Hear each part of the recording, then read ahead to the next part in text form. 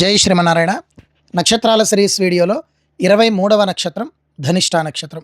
ధనిష్టా నక్షత్రానికి అధిపతి పరాక్రమానికి ప్రతిరూపమైనటువంటి కుజుడు. ధనిష్టా నక్షత్ర జాతకుల యొక్క బలము బలహీనత ఏంటనేది ఈ వీడియోలో చూద్దాం.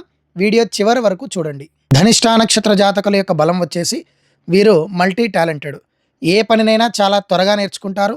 ఏ పనైనా సరే ఒక క్రమశిక్షణతో చేస్తారు. మ్యూజిక్, సంగీతము, లలిత కళల పట్ల మంచి ఆసక్తి కలిగి ఉంటారు.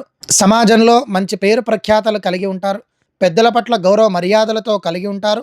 ధనిష్టా నక్షత్ర జాతకుల యొక్క ప్రధాన బలం వచ్చేసి ఏదైనా పని ప్రారంభిస్తే ఆ పని పూర్తయ్యేంత వరకు ఇంకొక పనిని ప్రారంభించకపోవడమే వీరి యొక్క ప్రధాన బలం. ధనిష్టా నక్షత్ర జాతకుల యొక్క బలహీనత వచ్చేసి వీరికి ముక్కు మీద కోపం.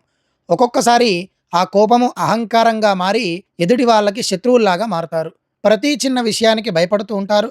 తొందరపాటుతనం ఎక్కువ. ధనిష్టా నక్షత్ర జాతకుల యొక్క ప్రధాన బలహీనత వచ్చేసి ఈ పని నా ఒక్కడి వల్ల కాదు అనే భయంతో కాలాన్ని గడుపుతూ ఉంటారు.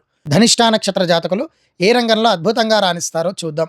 Police, military, cinema, music, mining, real estate, builder ఇలాంటి రంగాలలో అద్భుతంగా రాణిస్తారు. కుజుడి యొక్క అనుగ్రహం వల్ల నాయకత్వ లక్షణాలతో అద్భుతమైనటువంటి పేరుని సంపాదిస్తారు. ధనిష్టా నక్షత్ర జాతకుల యొక్క అదృష్టవారం మంగళవారం. అదృష్ట సంఖ్య 9. అదృష్టమైనటువంటి చెట్టు జమ్మి చెట్టు. అదృష్టమైనటువంటి దైవం ఆంజనేయ స్వామి.